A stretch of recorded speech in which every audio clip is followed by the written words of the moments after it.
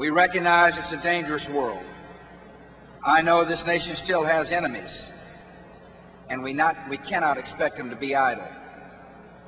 And that's why security is my first responsibility, and I will not permit any course that leaves America undefended.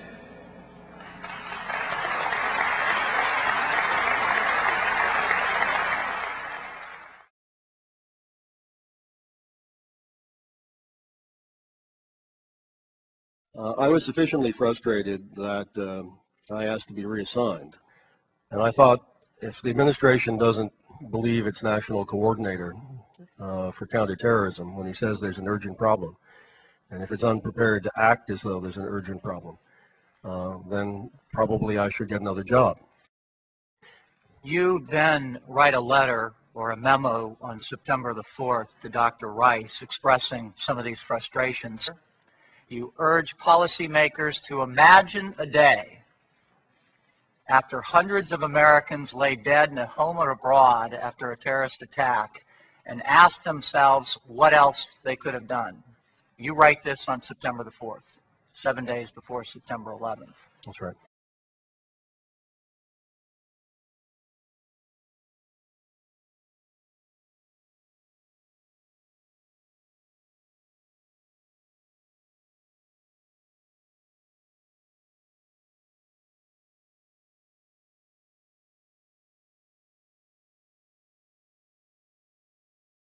I was sitting outside the classroom waiting to go in, and I saw an airplane hit the tower of a TV was obviously on, and I used to fly myself, and I said, well, there's one terrible pilot.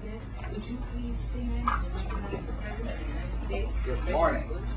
Good morning. How are you? I'd also like you to meet the Secretary of Education and the Lieutenant Governor of Florida. We met, didn't we? Good to meet you. Hi. And this is Mrs. Daniel. Great to meet everybody. Eric, what are you doing? Eric, where were you when you first learned a plane had struck the World Trade Center? I was in my office Tuesday morning. Monday I'd been in Kentucky and the president had been in the White House. Tuesday our roles were sort of reversed. He was in Florida and I was in the White House Tuesday morning. And a little before 9, my speechwriter came in. We were going to go over some speeches coming up. And my secretary called in just as we were starting to meet, just before 9 o'clock, and said an airplane had hit the World Trade Center. That was the first one that went in. So we turned on the television and watched for a few minutes and then actually saw the second plane hit the World Trade Center. And as soon as that second plane showed up, that's what triggered the thought terrorism. You sensed it immediately. This is deliberate. Yeah. And Tal? I'd given word to Andy Card's staff, who's right next door, to get hold of Andy and or the president, and I wanted to talk to him as soon as they could hook it up. The sound it makes. Get ready. Tight. Yes, tight. Get ready to read. You're not going to believe what state I was in when I heard about the terrorist attack. I was in Florida. And my chief of staff, Andy Card, well, actually I was in a classroom talking about a reading program that works. And was sitting outside the classroom waiting to go in, and I saw an airplane hit the tower of a TV. The TV was obviously on, and I used to fly myself, and I said, well, there's one terrible pilot. And I said it must have been a horrible accident. But I was whisked off there and didn't have much time to think about it. I was sitting in the classroom, and Andy Card, my chief of staff, was sitting over here, walked in and said, a second plane has hit the tower, America's under attack.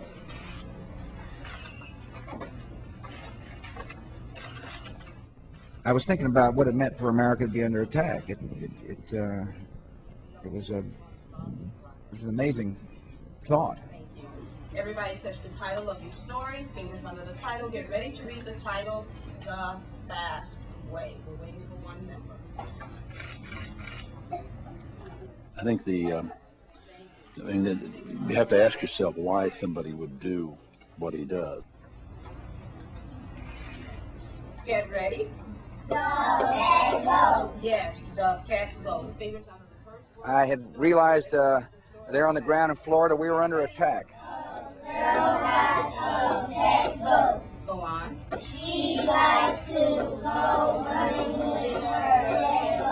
We don't know what's happening.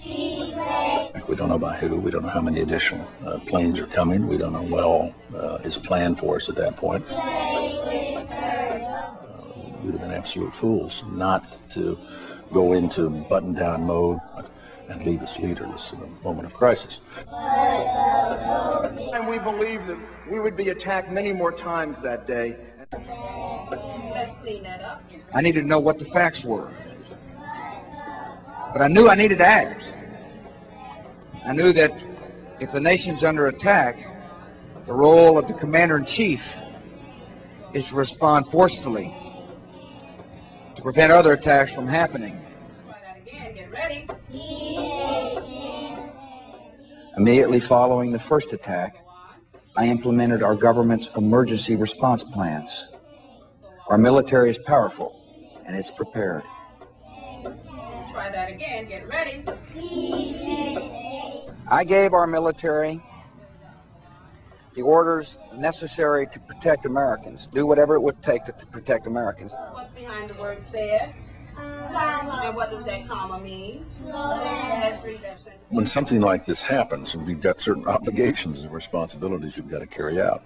And those took priority. They did for the president, they did for me. They have roused a mighty giant. That word. Sound it out. What word? Start from the beginning of that sentence. Go on. Go on.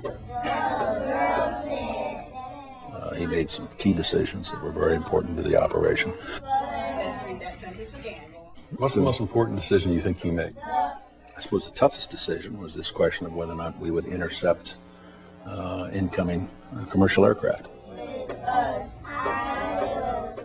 Doesn't do any good to put up combat air patrol if you don't give them instructions to act if in fact they feel it's appropriate. Go on.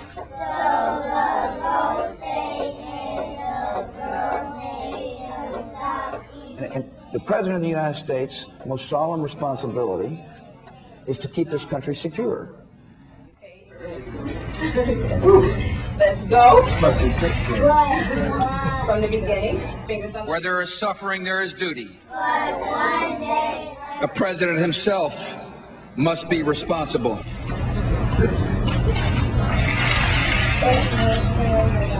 That's exactly right. Ooh, these are great readers. Yes, they are. Very impressive. Thank you also very much for showing me your reading skills. I bet they practiced it, don't you? Oh, yes. That's a requirement. Homework. Reading homework. Reading more than they watch TV? Oh, yes. Oh, yes. Everybody do that? Read more than they watch TV? Oh, that's great. Very good. Very important to practice. Thanks for having me. Very impressive. Go to those closure readers. Place them under your chairs. And thank you so much. Anyway, it was an interesting day. The President of the United States was flown from Florida to a secure Air Force base in Louisiana, where he appeared before cameras. He's now airborne again. And I don't know of another time in American history when we've said this, but he is aloft in Air Force One, and his destination right now is unknown.